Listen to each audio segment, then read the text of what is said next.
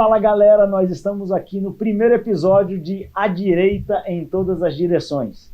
Eu convidei a deputada federal Bia Kicis para estar conosco, mas ela falou assim, não vou, convide a Zoe Martins, então está aqui hoje nossa convidada de honra, a segunda convidada de honra. Eu não era a primeira opção, mas tudo bem. Não era. Eu não guardo mágoa. Tá tudo bem, tudo bem. Em off, ela falou que ela é canceriana e que ela não esquece de nada nunca, então ela não vai esquecer que ela foi a primeira convidada do podcast mais famoso do Brasil, A Direita em Todas as Direções. Seja bem-vindo, nós vamos conversar com muita gente legal, vamos trocar muitas ideias maneiras. E para começar, eu queria usar um termo que a Zoe usou aqui, eu tenho certeza que vai atrair você. Ela falou assim, noiado.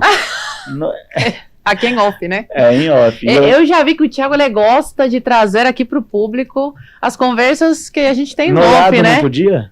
Não, pode. O pessoal gosta disso, né? Eles gostam de bastidores, né, Thiago?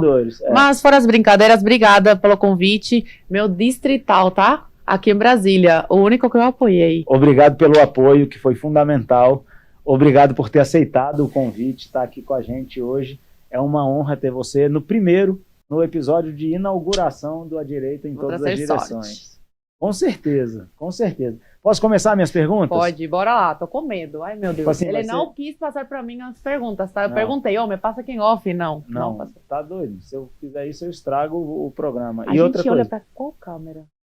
Cara, eu tô olhando pra essa, depois olha pra essa, aí olha pra cá. Eu tô olhando pra do meio, mas tudo bem. A produção não falou nada, tão rindo, então não tão bravos. Não estavam fazendo nada de errado. Não, tá tranquilo. Então pronto, eu vou olhar pra... Se der errado, eles corrigem depois. Então pronto. Agora é o seguinte, testaram o som? Essa. Vocês testaram o som? Porque é o seguinte, trazer essa mulher de Cuba 2 vezes, velho. Não e vai ainda ser de fácil, canoinha, não. né? E ainda de não canoinha. pagou nenhum avião, vim de canoa, gente. A canoa furou? Furou. E aí? No meio do caminho. Aí peguei um tubarão, o tubarão me trouxe até aqui. Corta esse trecho, não. É brincadeira, gente, o povo acredita. Zoe, vamos falar sério? Bora, vamos lá. Com 12 anos de idade, a menina Zoe Martínez saiu de Cuba e veio para o Brasil. Primeiro, você morava em Havana? Eu nasci em Havana e fui criada em Guantánamo. Falo que Guantánamo é uma província de Cuba. É esquecida, é onde tudo chega por último. Cuba, sua grande a ilha como em si, é miserável, né? É muita miséria. Mas em Guantánamo é pior ainda. É muito difícil as pessoas conseguirem. Então, a Havana é o primeiro lugar onde chega tudo. Aí o que sobra, eles distribuem para os outros cantos de Cuba. Aí, por último, Guantánamo. Tá, é onde fica a prisão também americana, né? Beleza, sim. Famosa, inclusive. Com 12 anos, você veio para o Brasil. E eu queria te fazer a primeira pergunta, assim, filosófica. O que a Zoe Martínez de hoje, já morando no Brasil há mais de 10 anos, diria para aquela menina que veio de Cuba e que chegou aqui?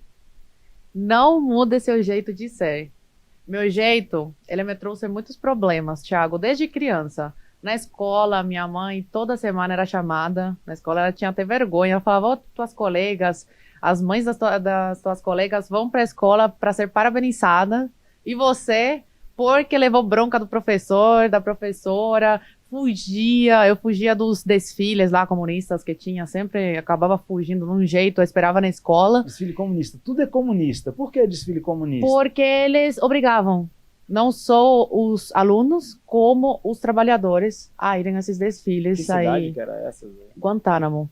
Ah, em Guantánamo, então, mas calma. Em toda Cuba. Então calma, você está falando do seu período... Tô falando em Cuba. Tô falando em Cuba. Então desde criança eu era rebelde. Então em Cuba você tinha que participar dos desfiles, aí sim, comunistas mesmo. Sim, não tem como dizer que não era. Você é obrigado a participar. E aí eu ia com a turma, quando chegava aquele tumulto de gente, eu pegava e fugia, ninguém me achava, aí a professora desesperada chegava na escola, e aí eu tava lá esperando de boa, E sempre me trouxe muito problema. Na adolescência, no Brasil, eu fui melhorando, tanto que as pessoas se surpreenderam. Fiquei mais sociável, né? Um país novo, eu tive que me adaptar. Aprendeu a sorrir. Aprendi a sorrir. Muito. Mas é verdade, eu era muito antissocial em Cuba, também por toda a história. Mesmo criança, você percebe teu pai longe, você cresce sem a tua mãe. Meus colegas davam risada, falavam que meus pais tinham me abandonado. Porque eles tinham vindo para o Brasil. Eles tinham vindo para o Brasil. Ah, eles vieram antes de você? Sim, porque em Cuba, na época, a criança não podia sair de visita. Tinha que ser definitivo. Então, Entendi. meu pai saiu primeiro, depois a minha mãe, e depois eu e minha irmã. Então, tudo isso vai criando uma coisa dentro da gente, que quando você é criança, você não entende muito. Quando você vai crescendo, você vê, né? Que são aqueles traumas que ficam. Então, quando eu cheguei no Brasil, eu ainda era aquela menina rebelde, fui me adaptando, conhecendo novas pessoas, uma nova Você chegou cultura. no Brasil e foi para onde? Eu Qual fui para cidade? Santa Catarina. Santa Catarina.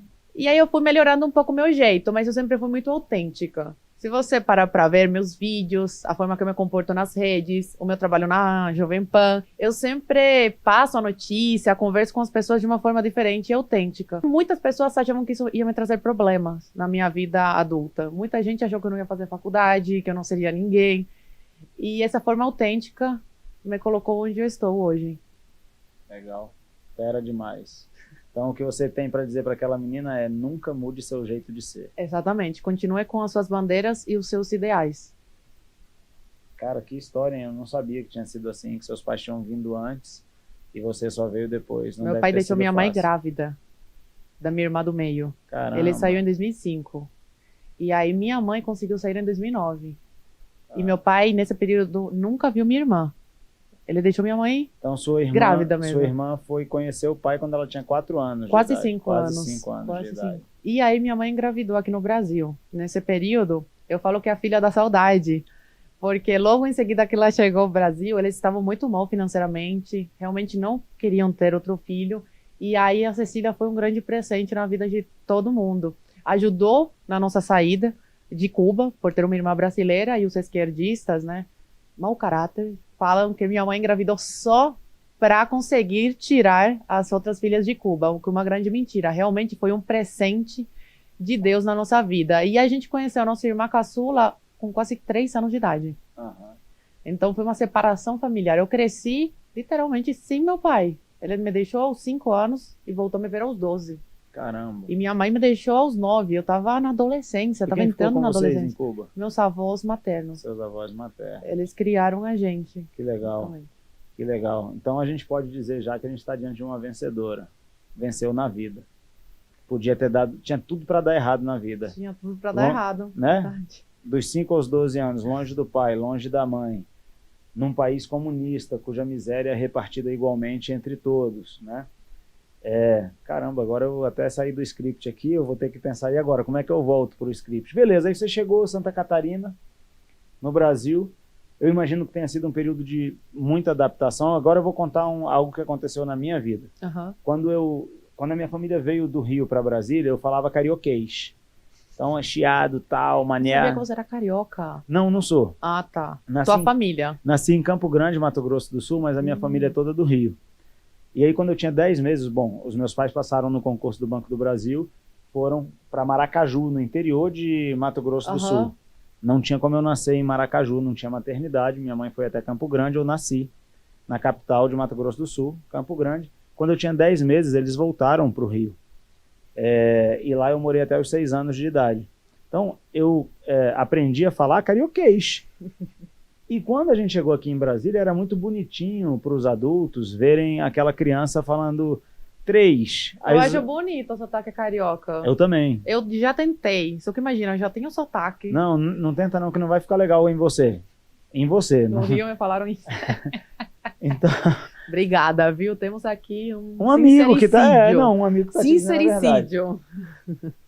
Aí, cara, eu fiquei gago. Porque todo mundo achava engraçado e eu achava que eles estavam rindo de mim. E não, que criança bonitinha falando, né? Aí, tal, não sei o que, 3, arroz. E aí eu fiquei gago. E eu fui Deus. gago, tipo, dos 6 até os 10 anos de idade por causa disso. Um trauma, né, assim, que nem é um negócio muito importante, do jeito que você fala. Eu imagino uma criança de 12 anos chegando num país diferente, de cultura diferente, idioma diferente, tudo diferente, não deve ter sido fácil. Parabéns, eu não sabia dessa linha, desse trecho da sua história. Beleza, vou deixar um pouco de lado as coisas pessoais, daqui a pouco a gente volta Aham. para elas, beleza? São Paulo ou Brasília? Depende. Do quê? Eu prefiro São Paulo. Eu já morei nas duas cidades, né? Eu prefiro São Paulo na questão de social, de fazer amizades. Aqui em Brasília tudo gira muito em torno da política, é muito difícil você saber em quem você pode confiar ou não. É só política, aqui a gente respira, vive política. Para o meu trabalho é bom. Mas para a vida social? Para a vida social não, eu sofri bastante quando eu fiquei aqui. Eu morei fez 3 amigos anos. rapidamente em Santa Catarina? Por incrível que pareça, eu não deixei um amigo lá. Eu deixei amigos em São Paulo, mas eu também não sei se é porque eu era muito nova. Entendi. Eu morei em Santa Catarina no ensino fundamental. Então eu fiz o ensino fundamental todo em Santa Catarina. Aí foi para São Paulo. E aí eu fui para o interior de São Paulo. Qual cidade? Campinas. Campinas. Legal. Em Campinas eu também não fiz amigos no ensino médio. Eu vim fazer amigos mesmo, que até hoje eu tenho, na faculdade. Que aí eu fui para São Paulo fazer a faculdade. Tá. Aí foi que eu me independicei. Jornalismo ou direito? Jornalismo, direito ou jornalismo? Jornalismo? Sem dúvida. Nem sei por que eu fiquei pensando. Jornalismo, com certeza. Por que você se formou em direito? Eu me formei em direito porque eu acho que é um curso que todo mundo, todo cidadão tem que fazer. É uma coisa básica. Acho que a gente tem que aprender sobre isso na escola. Boa, eu ia te perguntar isso. Na escola, estudar a Constituição na escola, desde o ensino fundamental. É uma coisa fundamental que me ajudou muito no meu trabalho como comentarista na Jovem Pan. Mas para exercer a profissão, com certeza, o jornalismo. Jornalismo? Então você não pensa em ser advogada? Não. Fazer a prova da OAB? Eu vou fazer. Vai fazer? Senão a Bia também me mata. Legal você ter falado da Bia. Minha madrinha. Nossa, madrinha. Nossa, madrinha. Eu vou aproveitar que você falou da Bia e vou fazer um pedido. Alguém pode pedir para desligar um pouco esse ar-condicionado? Porque a Zoe vai congelar e eu também. Você tá com frio? Eu tô com frio. Viu? Agora há pouco ele não tava sentindo frio, porque tava... de terno e gravata. E eu aqui assim, ó. Obrigado, Mari. Cara, só continuando. Então, já falou de São Paulo. São Paulo, a vida social é realmente muito... Mas pro trabalho é Brasília. Tanto é que quando eu tava na PAN, eu trabalhava em São Paulo e quase todo final de semana eu vinha para Brasília para fazer os contatos políticos. Então, como uma boa jornalista, a gente tem que ter as nossas fontes, e as fontes estão aqui. Tá, agora olha só, você falou da Bia, falou assim, minha madrinha, sua também. Nossa madrinha. Nossa madrinha. Cara, como é que é você separar as coisas? A jornalista Zoe Martins, que apresentava até bem pouco tempo, depois eu vou falar da Jovem Pan e do que aconteceu durante o período eleitoral. Eu sei que você tem que tomar muito cuidado, eu também, porque a gente vive um regime meio que de exceção no Brasil hoje. Mas como é que primeiro, ter se tornado amiga da deputada federal mais votada do Brasil, proporcionalmente? Como que é ser amiga dela, separar essas coisas, e que tipo de porta isso abre e fecha no meio político? Olha, eu conheci a Bia antes de ser deputada. Eu conheci a Bia aos 16 anos de idade. Então, muitas pessoas acham a gente parecida, porque a gente convivia tanto e andava tanto juntas que a convivência acaba deixando a gente parecida, E as duas são muito aguerridas, né? Exatamente. E Briguentas, as nossas não? bandeiras... Eu sou a Bia, não. A Bia ela não. é da Ela paz. é só aguerrida. E eu já aprendi um pouco a ser como ela. Eu quero muito ter um jeito dela ter brinco, Então meu Deus. você ri muito, mas briga muito também. Mostra muito os dentes. Aliás, essa é uma crítica que ela me fez, Thiago, que você tem que mostrar mais os dentes e tal. Ela tem que sorrir mais. Eu conheci a Bia, então, aos 16 anos, nos gramados do Congresso, na época do impeachment da Dilma. E de lá pra cá, a gente se tornou muito amiga mesmo. Eu tenho ela como uma segunda mãe, realmente. Legal. Como uma família. E já trabalhei com ela também. Aliás, causou alguns atritos. Porque Aí no gabinete. No gabinete. Aí ela já era deputada. É difícil, eu era muito nova. E muitos falam, por que não deu certo? Você era muito nova, agora você tá velhaça. Não, mas eu levei tanto tombo, Thiago, que eu vivi nesses 3 últimos anos como se eu tivesse vivido 15, assim, sabe? Eu vivi em 3 o que você vive em 15. Então eu tive que amadurecer muito cedo. Eu era muito nova, acabei confundindo... Você tinha 20 anos? 19. 19 anos. Completados aqui. Foi. E eu acabava misturando muito a vida pessoal, de Bia amiga... Com a vida profissional. Da Bia, minha chefe. Então acabou que não deu certo. Quando eu entrei na Jovem Pan, aí a gente começou a conseguir separar as coisas. Eu sou jornalista, sou da amiga da Bia. Quanto a isso abrir as portas, eu evito usar isso, tipo, a Bia é minha amiga, a Bia consegue isso pra mim. Mas naturalmente acaba que você tem relacionamento com alguns deputados. Por exemplo, eu te conheci por conta da Bia. Sim. Na campanha, virei o seu candidato. Sim. Obrigado. Então, Cara, quem votou em mim aí por causa da Zoe pode até deixar um comentário aí, só pra gente fazer, pra ter noção, né? Porque ela acha que ela é importantíssima. Ah, não, para. E ela de Você fato é. Eu só Não. queria dizer que você de fato é. Eu fiz toda essa introdução só pra te Oh, agradecer, meu dizer que Deus. foi muito importante. Não. Aliás, um dos episódios mais legais e mais marcantes da campanha. Galera, quem nunca fez uma campanha, nunca participou, não sabe como é difícil uma campanha, do ponto de vista emocional, Aham. né? Porque a gente está exposto o tempo inteiro, querendo aceitação, porque você quer o voto, então não tem aquele negócio de, não interessa o que vão pensar. Sim. E esperando que aquilo que você acredita, a verdade que você carrega, toque no coração das pessoas, porque o voto é muito mais emocional do que Sim. racional, e elas terminam votando em você. E a nossa equipe, então, eu conheci a Zoe por meio da Bia, e acaba que você vai criando relacionamento, não tem jeito, né? A gente tá próximo, você vai ficando amigo e tal. E a Você nossa... pediu um vídeo pra mim. Aí eu. Peraí, será? quem pediu o vídeo? Não, essa é o que eu vou contar. Aí a Bia, ela chegou e falou assim: não, esse menino é confiável. Sabe o Evandro? E o Evandro, eu já trabalhei com o Evandro. Ele é um menino muito correto. Aí falou assim: a Bia, é igual o Evandro. Que legal. Aí foi que eu gravei o vídeo. Olha eu só. falei: tá bom, então eu vou gravar o vídeo. Olha só, olha que legal. A galera toda da nossa comunicação, inclusive o Prado, que está aqui nos dando auxílio, todo mundo, pelo amor de Deus, pede um vídeo para Zoe, pede um vídeo para Zoe, pede um vídeo para Zoe. E o máximo que eu tinha coragem de pedir era um selfie Você aqui foi e muito, tal. sempre foi muito educado. Tinha outros candidatos que chegavam e invadiam, sabe? Assim, eram muito invasivos. E eu, gente, teve nem um conheço dia- a pessoa, vou colocar a minha cara para pedir voto. Eu tenho muito cuidado com isso, E porque é a pra coisa ter mesmo, mais porque você nunca importante que a gente sabe- tem é o nosso nome. Claro, Então, você nunca chegou, vamos gravar. Não. nunca. Você chegou, então, só se você puder. Aí, só que eu não te pedi gravar o um vídeo. Sabe o que eu te pedi? Ah, Eu te pedi uma live. E aí você Foi, falou é assim, eu não verdade. posso por causa da Jovem Pan. é. E aí eu falei, galera, é o seguinte, eu pedi uma live pra ela, isso lá ainda na pré-campanha. Sim. E ela falou que não pode por causa da Jovem Pan. Eu não vou ficar pedindo vídeo, esquece vídeo, não vai ter vídeo da Zoe. Esquece, o vídeo da Zoe nunca a gente vai ter, vamos trabalhar com o que a gente tem. E aí teve um dia num adesivaço do Bolsonaro. Eu lembra lembro. disso? Eu tinha colado adesivo, o adesivaço era das mulheres com o Bolsonaro. Exatamente. E a minha esposa fazia parte desse grupo de apoio, a Renata. Aliás, um beijo, Rê, eu te amo. Beijo, Rê. E aí a gente, meio-dia eu encontrei a Zoe, eu tinha pregado adesivo de 8 a meio-dia, eu tava cansadão, eu tô lá sentado. Ô, campanha sentou, cansa, cara. cansa. A Bia de um lado, a Zoe do outro, a gente conversou um pouquinho e eu falei, galera, vou nessa, tchau, beijo, Oi. tchau, tô indo. Aí vem a Zoe Foi Martínez aí que a Bia me chamou no canto. e falou, grava um vídeo. um vídeo pra esse menino. Cara, que legal, obrigado, Bia. Aí Obrigado, eu levantei, Zoe. fui falar com você. Aí a Zoe que veio atrás de mim, Manzoni Manzoni com Viu? Z. Manzoni.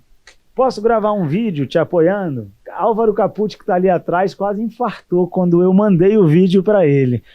Aí eu falei, pô, velho, obrigado, Imagina. foi importantíssimo. Tamo junto. Não me arrependi do apoio, ainda bem. Ainda entendeu? bem. Porque às vezes a gente ainda apoia bem. e depois, na primeira semana, a pessoa já mostra, né? O que é de fato. Mas você não decepcionou, não. E é muito legal, Zoe, poder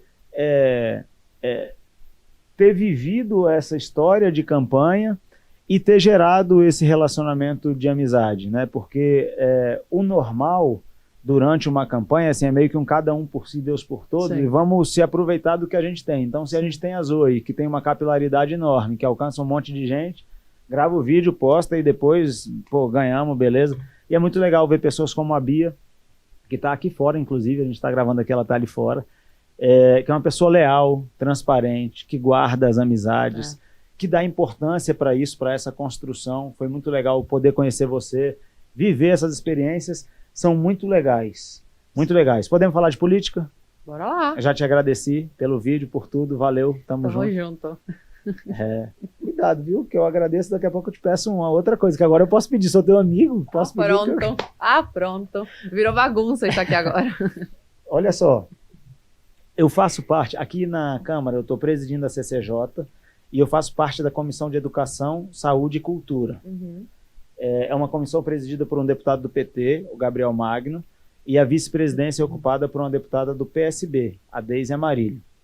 Então a gente tem lá Educação, Saúde e Cultura. Uhum. Eu fiz uma enquete nas minhas redes sociais pedindo para o cidadão de Brasília dizer o que acha mais importante, educação, saúde ou cultura.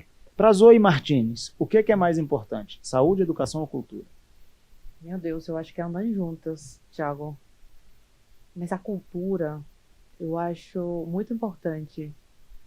Porque o que a gente vive hoje é uma guerra cultural. E o professor Olavo de Carvalho sempre falou isso. E Você é aluna do Olavo? Sim. O Olavo foi a primeira pessoa que me conheceu com meus vídeos na internet. E ele me apresentou a Alan dos Santos e o Alan me apresentou a Bia. Então, legal. o Olavo foi a primeira pessoa e me então... convidou para o curso, o COF de filosofia, né? O curso de filosofia dele, e me tornou bolsista. Ele queria muito que eu fosse aluna dele. Eu fui aluno, mas não fui bolsista, não. Não? Não, lamentavelmente. Mas eu sou cubana. Você era, porque agora você é naturalizada brasileira. Eu tinha 16 anos, entendeu? Uma criança, Legal. ainda não trabalhava, Legal. nada. Aí ele falou, não, eu quero que você seja minha aluna. E muitos da direita, e eu me incluo nessa, ignoramos por muito tempo muitas coisas que ele falava. A gente achava importante, sim, o professor Olavo, é isso mesmo. Mas a gente não colocou em prática. E eu acho que a gente podia ter evitado muitos tombos que a gente levou agora nos últimos tempos, se tivesse ouvido mais o que o professor falava. Então, a cultura, estudar, não ser tão raço. Eu vejo que a direita precisa de estudo, Zoe, ler mais. Vou te interromper, porque isso que você está falando de cultura não é o que as pessoas têm na cabeça quando se fala de cultura. Você fala de cultura, a pessoa pensa logo em música, Sim. Lei Rouanet, Uhum. né? Lei Rouanet é igual a dinheiro fácil para artista rico, né? Música é essa música péssima que é produzida, assim, de péssima qualidade, que objetifica as mulheres, que, enfim. E pouca gente fala de cultura falando de livros, de filosofia e de coisas que possam engrandecer as pessoas, né? O cidadão, o indivíduo. Então é muito legal ver você falando isso tudo. Vou aproveitar que você falou do professor Olavo e vou... Aliás, galera, eu gostaria de fazer uma recomendação. A obra de Olavo de Carvalho é imprescindível para o Brasil. Se você ainda não leu, lê. Faz um favor a você mesmo, aos seus filhos, aos seus pais, ao Brasil. Lê e assimila o que aquele cara escreveu. A obra dele é espetacular e mesmo ele tendo morrido, está vivo por meio da obra dele. Tudo que ele falava... A gente vê que... Ele escrevia na década de 80 e 90 as coisas que iam acontecer e tudo o que ele escreveu acontece, a gente está vendo acontecer. Vou te fazer uma pergunta com base nisso. Uhum. O comunismo, ele é um sistema econômico, mas ele é também um sistema de governo. Sim. E aonde ele foi implantado, ele gera miséria. Não há um país no mundo em que o comunismo ou o socialismo ou essa política econômico e cultural progressista tenha sido implantado, que isso deu certo, né? Aonde isso é implantado dá errado. Cuba, Venezuela, Nicarágua. Argentina, Nicarágua, Coreia do Norte, enfim. Beleza. Você acha que o fundamento principal ou o mais errado do comunismo é o moral ou é o econômico? Por que dá errado? Ou são os dois? Os dois, com certeza. País socialista não consegue se sustentar por muito tempo se não tiver o livre mercado, um país capitalista por trás. Financiando. O Brasil com o BNDES financiando a Argentina. Exatamente. Por isso o desespero de Cuba, por exemplo, no governo Bolsonaro. Eles perderam bilhões de dólares quando o Bolsonaro assumiu, porque cortou rapidinho a questão dos mais médicos. Então, Cuba, a única forma que tinha para se sustentar nesse período era talvez o turismo, que eles tiveram que abrir o país por isso, porque antes disso, quando Cuba não precisava, porque tinha a Venezuela, por causa do petróleo, Cuba era fechado. As pessoas não iam fazer turismo lá. Sim. Eles tiveram que abrir por causa da falta de dinheiro. Então abriram, agora a grande fonte de renda vem do turismo e desse programa do Mais Médicos. Mas também tem um mau caratismo, porque eles sabem de tudo isso. Quem implementa esse regime sabe disso. Faz propositadamente. Mas... Não é por acaso. Claro que não, mas eles acabam se dando bem. O Fidel era dono de uma ilha. Deixou uma fortuna que é parecida com a da rainha da Inglaterra. Semelhantemente, bilhões, o Chaves, era quando bilionário. Faleceu, deixou bilhões para a família. Então, a única coisa que o socialismo e comunismo, que aí os intelectuais, metidos intelectuais da esquerda falam, A cubana que não sabe diferenciar o que é socialismo de comunismo. Cara, na prática é tudo a mesma coisa. Gera a mesma coisa. E o que gera? Eu sempre falo que são 3 coisas. O exílio, a repressão e a miséria. Você passou pela Essas 3 repressão coisas. e pela miséria? Pela miséria, pela repressão e pelo exílio. Porque depois veio o Eu exílio. saí do meu país. Eu fui obrigada a sair do meu país. Sim. Eu e a grande parte da minha Então, família. antes do exílio, você viveu tanto a repressão quanto a miséria. Exatamente. Eu não podia ser livre para perguntar em sala de aula questões válidas, dúvidas que eu tinha. Dúvidas legítimas de uma criança que quer saber mais sobre história. Eu não podia, era tudo dentro de uma caixinha. O que podia ser perguntado e a professora respondia e eu não podia rebater. Enfim, a miséria, por mais que meus pais morassem fora e mandassem dólares para os meus avós comprarem caixa de frango para a gente comer, por mais que a gente tivesse essa condição, a gente era miserável. Sim. Eu podia ser um pouco menos miserável do que os outros que não tinham família fora. Mas Cuba, eu falo que é uma grande favela, assim, sabe? É uma miséria total. Falta tudo. E o principal, o fundamental, é a liberdade. Legal. Porque, assim, sem liberdade, eu falo que não há vida. E isso é uma grande verdade. E são todas as nossas liberdades, né? É tanto a liberdade de pensar, quanto a liberdade de se expressar, quanto a liberdade de ir e vir, quanto a liberdade de empreender. Então, esse pensamento progressista, que hoje é chamado de progressista, ele privilegia um Estado grande, cada vez mais inchado, e enriquece o partido que está no poder, normalmente partidos de esquerda. Né? Aqui no Brasil a gente viveu isso com o Partido dos Trabalhadores, Sim. Quando o Partido dos Trabalhadores entregou para o Brasil o maior escândalo de corrupção que já se teve, que foi o Petrolão, que movimentou 8 trilhões de reais. 8 trilhões de reais. Bom, a ideia de que esse Estado grande gera pobreza é muito fácil, porque o Estado não gera nada, só DARF. Quem gera riqueza... Gera, sim, corrupção. Gera corrupção, isso eu não tenho dúvida. E DARF? E DARF dói no seu bolso, no meu bolso, no seu... Então a gente entrega parte do nosso suor, do nosso trabalho para o Estado por meio dos impostos, né? Para ir para Cuba. Pronto.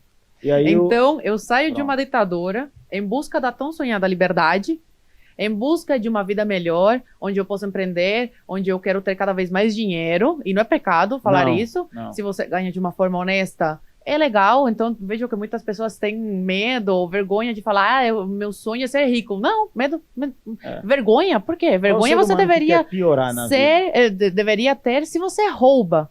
Entendeu? Se você trabalha de forma honesta, parabéns. Então eu saí de uma ditadura, venho pra cá pra trabalhar, me matar trabalhando, pra pagar um monte de imposto, porque eu tenho certeza que eu pago muito mais imposto que esse bando aí de esquerdistinha que fica me xingando na internet, e volta pra Cuba. Pois, meu filho, eu trabalho aqui, gero muito imposto, pago muito imposto pra esse estado, e então o que eles fazem? Mandam o meu dinheiro tão suado, tão trabalhado, né? Pra onde?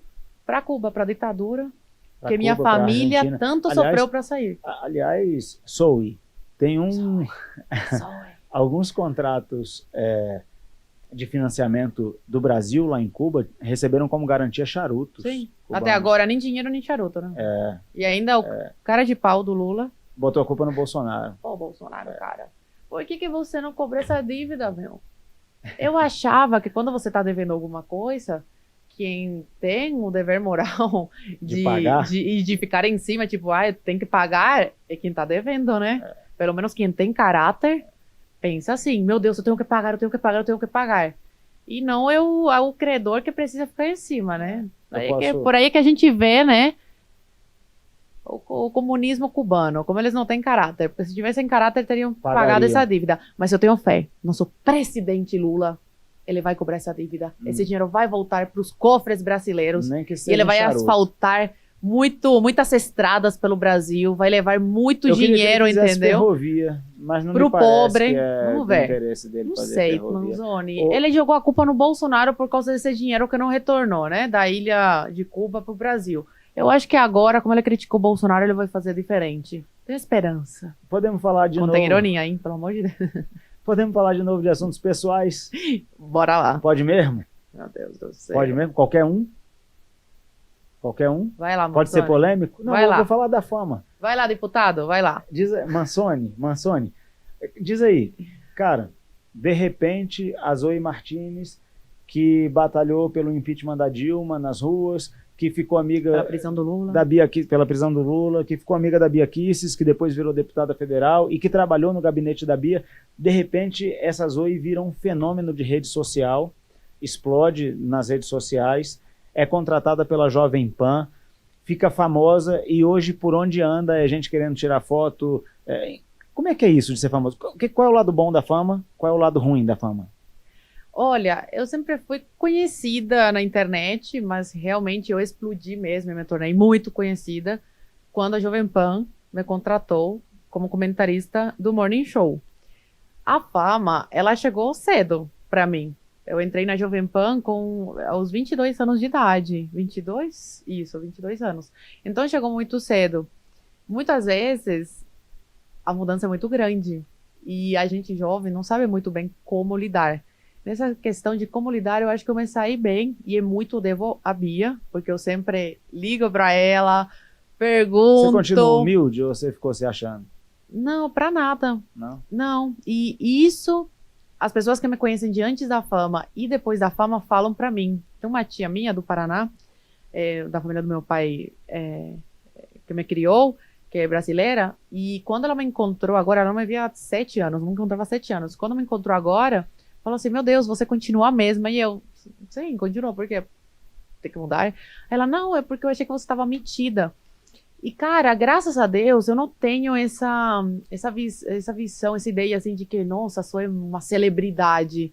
Pra mim, realmente, eu acho que eu sou uma pessoa normal. Muitas pessoas falam que eu não tenho dimensão, noção do quanto eu sou conhecida e do quanto as pessoas se inspiram em mim e escutam os meus comentários e seguem o que eu falo, sabe? Eu não tenho noção disso e eu agradeço por não ter noção disso. Porque é muito difícil, é muito fácil a fama subir a cabeça, sabe? E aí você se sentir... Lado bom da fama, lado bom. O lado bom da fama, ele abre muitas portas. Lado ruim. E eu acho engraçado, porque eu sou uma pessoa que eu nunca esqueço que me ajuda. Mas eu também nunca esqueço quem me trata mal e quem fecha a porta pra mim. E quem te chama em segundo e não em primeiro. Eu não esqueço. Então, depois que eu entrei na Jovem Pan, muitas pessoas começaram a me ligar. Quando eu vou em algum evento com a Bia ou sozinha aqui em Brasília, a pessoa que antes me tratava, uma assessora, agora, vinha, senta aqui. Aí eu me pego muitas vezes rindo com a Bia. Bia, olha essa pessoa aqui, como que me tratava antes e agora, porque eu tô na Jovem Pan, me trata diferente. Então é muito curioso isso, sabe? É muito curioso. Você começa a conhecer as pessoas. Nesse sentido, eu gosto muito disso. Nesse sentido, o lado bom é também o lado ruim.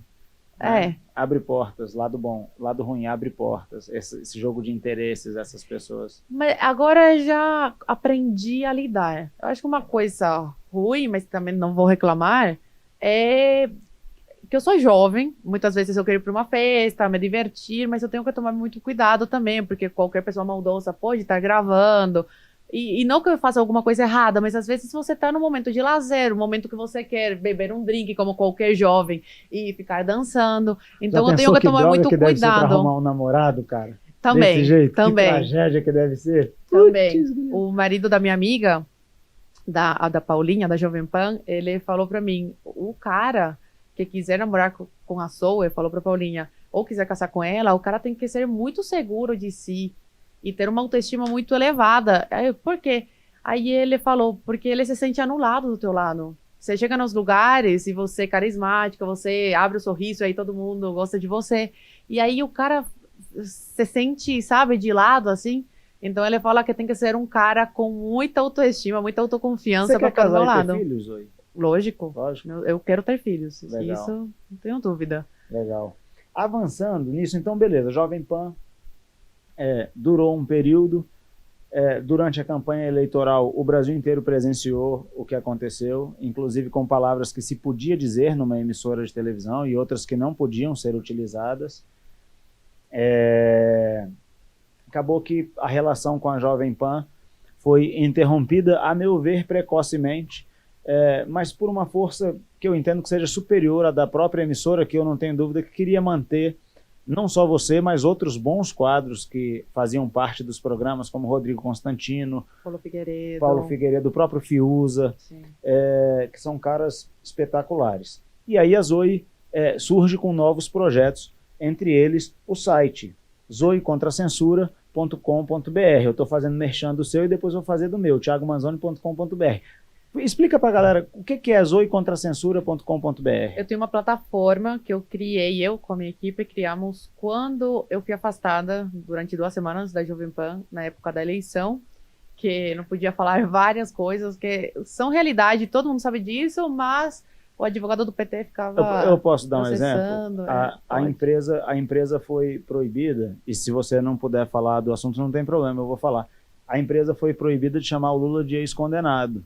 Mas ele foi condenado, de fato. Sim, a gente foi proibido, por isso que eu saí do ar 2 semanas. Ele foi condenado pela 13ª Vara Federal de Curitiba, pelo TRF da 4ª Região, pelo Superior Tribunal de Justiça, e ele foi preso, ele cumpriu pena. Então, assim... Como é que chama uma pessoa que estava na cadeia? O jornalismo opinativo da Jovem Pan optou por adjetivar o então candidato Lula, e hoje presidente. Mas faz parte. Outras emissoras chamavam o Bolsonaro de genocida, mesmo que ele não seja. E o Lula era ex-condenado e foi preso. Faz parte da história. Todas as emissoras, tirando a Jovem Pan na época, eram esquerda total e não tinha nenhum comentarista de direita. A Jovem Pan era o contraponto que se tinha. Meu Deus, único. E falavam que a Jovem Pan era de extrema direita. Em qualquer programa da casa tinha sempre o contraditório. Sempre deu espaço ao contraditório. Sempre. Aliás... Até eu fiquei indignada durante a eleição, porque eles manteram alguns comentaristas que eram a favor da censura que a Jovem Pan estava sofrendo. E eu até pra você ver como era democrática aquela emissora, muito entendeu? fraco o contraditório. Não tinha como você assistir aquele programa sem ver a diferença de nível intelectual. Dava raiva, né? Porque falam umas coisas que você sabe que são mentiras, sabe? Aí você fica indignado. Me dá uma raiva às vezes. Era que eu falava, meu... Zoe Martins, mas então... Zoe contra a censura. Então, Zoe contra a censura. Essa plataforma foi criada quando saí do ar na Jovem Pan. Eu não sabia quais seriam meus rumos aí, se eu ia voltar, se não ia. Nem a emissora sabia ainda. Eu só sabíamos que seríamos afastados por um período aí até passar toda essa turbulência. E aí, depois do resultado, a gente voltaria. Esse era o combinado. Mas eu não queria ficar de braços cruzados. Eu falei, eu não posso ficar assim, dependente não apenas da emissora, como também das minhas redes sociais. Essas redes não são confiáveis. Se o cara lá manda bloquear, bloqueiam na hora. E eu vou perder o contato com milhões de seguidores. Eu tenho milhões, mais de 1 milhão de seguidores. No Instagram, eu tenho uma voz que é ouvida por muitas pessoas.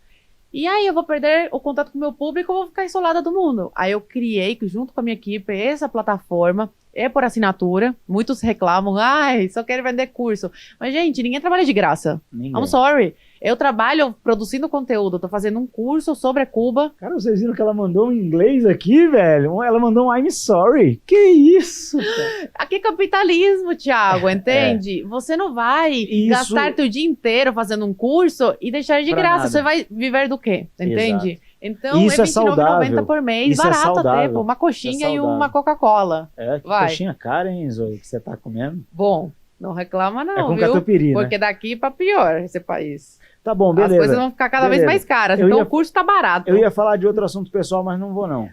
Paulo Guedes versus Fernando Haddad. Gente, é só ir no Google, jogar no Google e ler o currículo. Eu sei que muitos brasileiros não gostam de ler, que é uma coisa que a gente tem que melhorar. Eu tenho uma livraria, aliás, eu vendo livro. Vão no Google, leiam o currículo aí do Paulo Guedes e depois comparem com o do Haddad. O cara nem terminou o curso de economia, gente.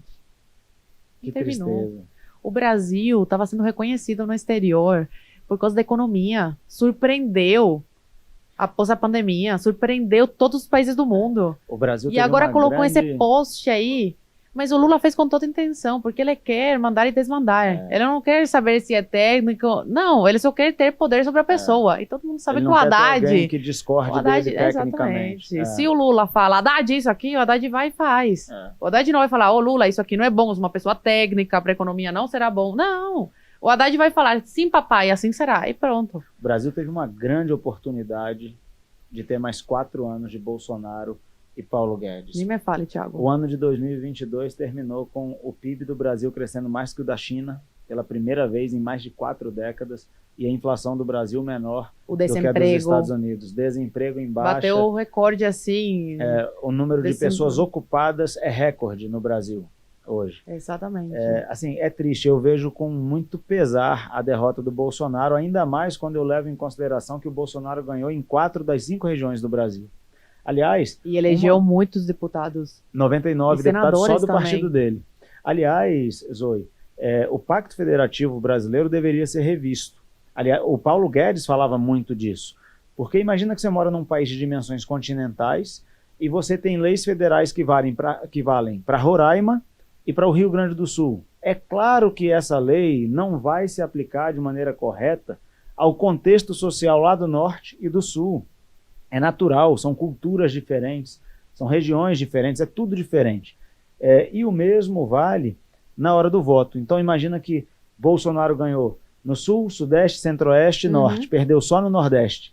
E Lula vai governar o Brasil tendo vencido em apenas uma região.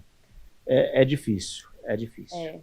E o PT ficou mais de 14 anos no poder e nunca tirou essas pessoas da miséria. Nunca. Mas como essas pessoas não têm acesso tanto à informação, à cultura, te falo de livros, de guerra cultural e tal, continuam achando que a esmola que o Lula dá é muito. Aí tem essa gratidão eterna aí. Também tem outras coisas aí que se a gente falar, leva processo, né? Se você... De como conseguir voto, mas se você... deixa isso de lado. Deixa de lado. Se você fosse presidente de Cuba, o que você faria? Eu? Você, Zoe Martínez, a primeira presidente de Cuba. Meu Deus, Thiago. Mulher. Eu não quero essa responsabilidade. Eu não quero essa responsabilidade, não, Uma Thiago. coisa, a primeira coisa. Mais de 60 anos de ditadura. Se eu assumisse, eu ia fazer isso. Oh, meu Deus, eu ia colocar todo mundo para assistir o Olavo de Carvalho, eu acho. Porque a primeira coisa é a cultura em Cuba. Decreto presidencial. São muitas gerações. Artigo 1º. São muitas gerações cubano passa perdidas. a ser obrigado a ler a obra de Olavo de Carvalho. São muitas gerações perdidas. Por mais que a ditadura caia, as pessoas... Vai demorar muito para as pessoas aprenderem a viver com liberdade. Hoje, mais da metade dos cubanos, acredito, não sabe o que é viver em liberdade. Porque são gerações e gerações que nascem naquela realidade, vivem, são criados nessa realidade e não sabem se comportar numa democracia. Não é tão difícil tirar um povo da escravidão, mas tirar a escravidão do povo... Vai demorar, assim, muito, muito tempo. Talvez uma geração Cuba, inteira. Eu acho que até mais. Para Cuba alcançar um patamar assim de um país que tem democracia há um tempo já, sabe? Eu com uma grande tristeza, porque se você para ver, a Cuba de antes da Revolução era um país muito avançado. E é verdade. Há culturalmente Aliás, e economicamente. Já assistiu O Poderoso Chefão? É meu filme favorito e eu assisto uma vez por mês. A trilogia, os Sim. 3? Que legal. Com a minha família. Eu legal. sempre falo que sempre tem alguma coisa que você aprende de novo. Porque é tanto conteúdo e é mais de 2 horas de filme, né? São 3 enormes, filmes e cada um legal. tem umas 3 horas. Então é sempre alguma coisa nova que você aprende com ele. Legal. Faz um filme muito sábio. Legal. Não se fazem mais produções como antigamente. Não. Só lacração atualmente. Ô, Zoe, eu tô triste que a gente precisa acabar. Nós Nossa, estamos gravando já passou de uma noite. hora? Não, mas a Nossa, Bia, passou rápido. a nossa Bia, ela vai invadir esse negócio que vai falar, acaba que eu tô com fome. Para você que nos assiste, nós estamos gravando de noite. Elas tinham um jantar 8 horas e já são 8h35. Ela realmente vai invadir.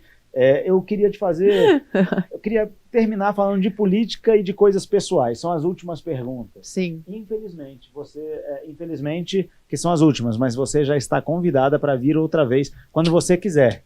Tá quando bom. você quiser. Vou aceitar o convite. Vai Vou te aceitar? dar essa honra. É uma honra mesmo. É uma honra. Olha só. Você, ao mesmo tempo que não tem noção do seu tamanho, e isso eu acho muito bom, porque, cara, quem não conhece a Zoe precisa conhecer. É uma pessoa humilde, simples, que lida com todo mundo de maneira igual, não trata diferente quem tem algum título, quem tem algum cargo e quem não tem.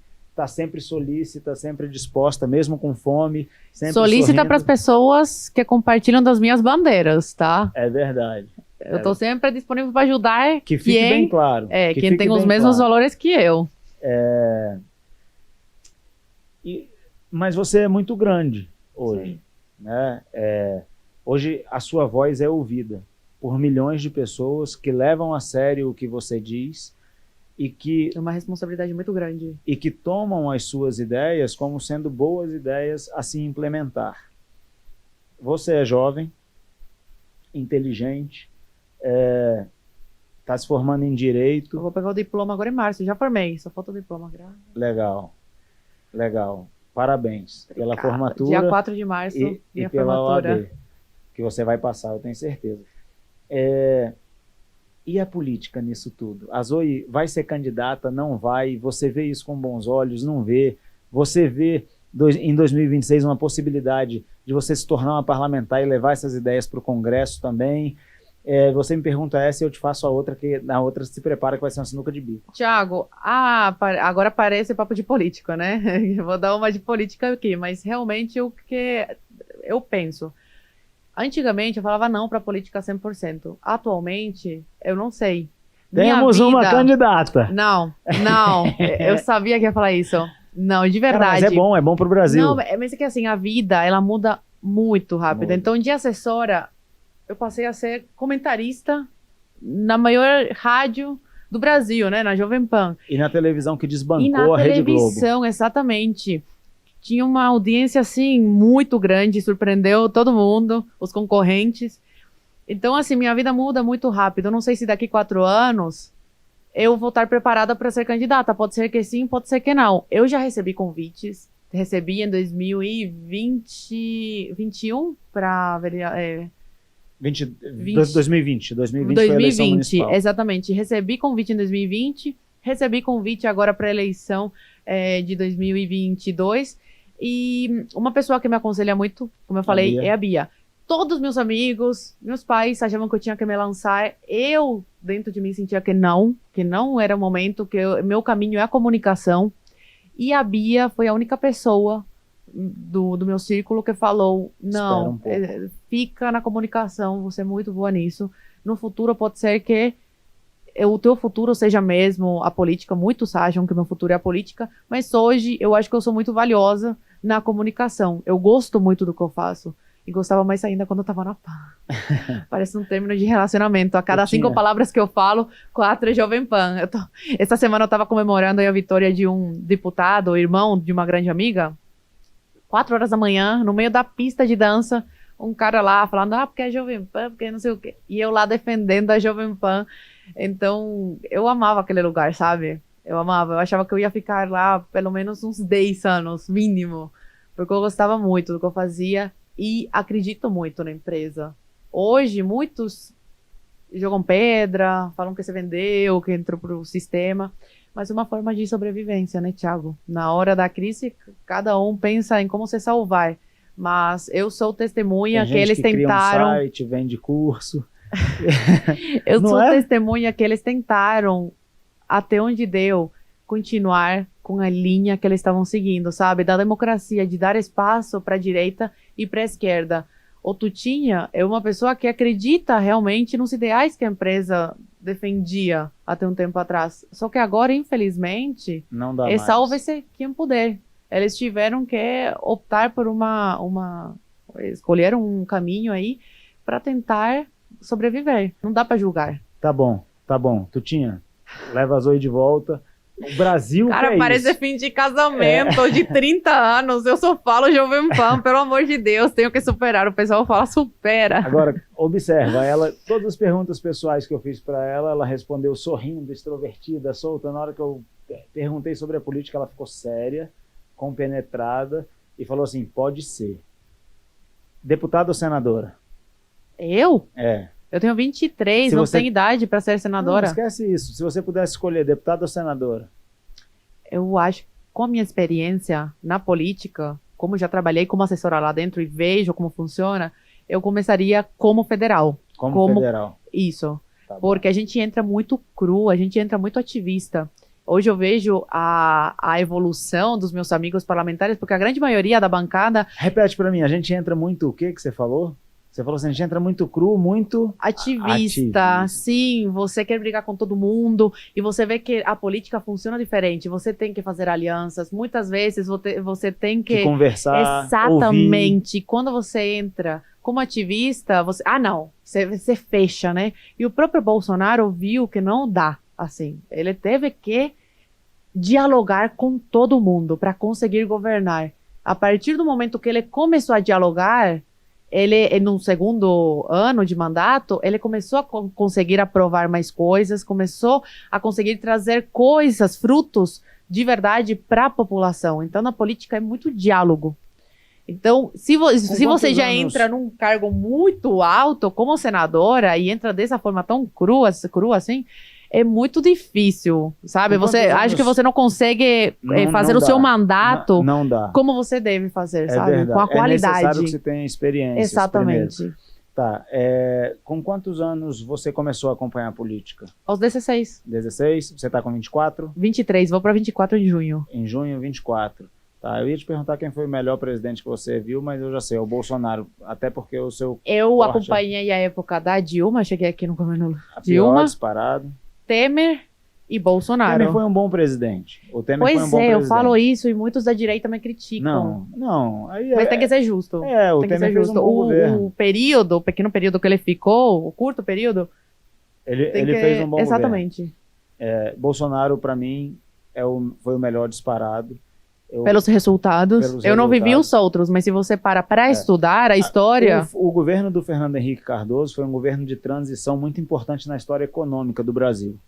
Né? Então a gente saiu de uma inflação completamente descontrolada para o plano real e foi um momento espetacular do Brasil. Aliás, grande parte do primeiro governo Lula, tudo que aconteceu no Brasil foi em razão do boom das commodities e da estabilidade econômica que o Fernando Henrique deixou. Então, acho que ele tem aí sua parcela de responsabilidade no bom momento econômico que o Brasil passou a viver, mas, na minha opinião, Bolsonaro foi o melhor disparado desde 1990, quando nós iniciamos ali o período Collor, né? Os civis reassumiram com Sarney, e aí depois veio o Collor e, enfim, para mim, Bolsonaro é o melhor disparado. Você acha que o Bolsonaro volta? Tem que ver. Você acha que ele volta para o Brasil? Inelegível, eu acho que ele eu achei vai que estar. era para política. Eu acho que vão torná-lo inelegível, infelizmente. Eu acho que corre um grande risco de não conseguir se candidatar na próxima eleição para qualquer cargo, seja. Se volta para o Brasil, aí realmente, Thiago, eu estaria mentindo se eu falasse que sim ou que não. Porque realmente não sei. Acredito que só ele e a família dele devem saber disso. Você voltaria no lugar dele? Tem que pensar se eu quero ser uma heroína. Respondeu a pergunta. Eu também acho isso. Ele quer ser um herói? Eu também acho isso. Será que ele consegue fazer diferença voltando para o Brasil? Porque vão tentar colocá-lo na prisão. Não e da prisão, dúvida. ele vai conseguir fazer alguma coisa? Ah. No país que a gente vive hoje, não precisa de crime para você ir para prisão. Aliás, o maior criminoso, o maior ladrão da história desse país está solto aí. Está presidindo o Brasil. Subiu a rampa. Então, hoje, tendo crime, não tendo crime, você pode estar na prisão ou não. Depende se você é amigo da pessoa certa. O crime compensa no Brasil? Infelizmente, compensa. Tá. Eu não quero terminar assim para baixo, com uma resposta dessa. 2026, Thiago Manzoni é candidato a qualquer cargo. Você topa ajudar o Thiago? Com certeza. Agora, vou ficar de olho nesses 4 anos do teu mandato. Fica de olho. Porque não é porque é amigo que não pegou no pé, não. Aliás, eu pego no pé, eu sou chata. E tenho contato direto. Se eu achar alguma coisa estranha, Thiago, o que é isso aqui, Thiago? Além de você ficar de olho, eu vou pedir um favor. Divulga o meu mandato. Vou deixar. Me ajuda com isso, porque nós precisamos de gente. Nós temos... Os meios de comunicação boicotam a direita. E nós precisamos que as nossas ideias sejam propagadas. Eu tenho certeza que nós vamos ter 4 anos de uma oposição ferrenha. A Bia vai fazer um excelente trabalho na Câmara Federal. Eu tenho certeza que aqui nós vamos fazer também, aqui na Câmara Distrital. Obrigado por aceitar o convite. Eu que agradeço. Obrigado por vir aqui com toda essa simpatia a essa hora da noite. Eu tenho certeza que a galera que está vendo aqui gostou, que o pessoal que está nos acompanhando gostou também. Você, A nossa plateia aqui gostou, estão batendo palma até. você é fera demais. Obrigada. A Renata te mandou um beijo. Manda outro pra ela. O Guilherme olhou assim e falou, não manda não. E o Felipe, a Zoe? O Felipe é o caçula do Thiago. Ele não vai muito com a minha cara. O Thiago fala que sim. Ele vai. Eu fui tirar uma foto com o garoto e ele pegou uma sacola e colocou na cara. Pra não aparecer na foto. Tanta gente querendo uma foto com você e ele fazendo isso. Zoe, obrigado. Esse é o primeiro episódio. É uma honra pra mim ter você aqui no primeiro episódio. Vambora. Vamos explodir esse podcast. Vai Tem que ser assistido de aí. À direita em todas as direções.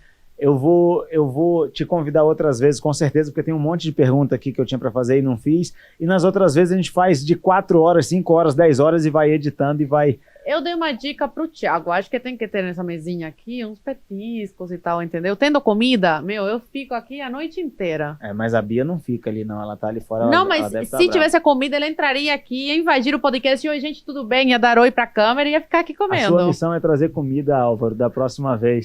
Pessoal, obrigado pela ajuda de vocês aí atrás. Obrigado a você que nos assiste. Um abraço e lembre-se sempre, à direita em todas as direções. Tamo junto. Até a próxima.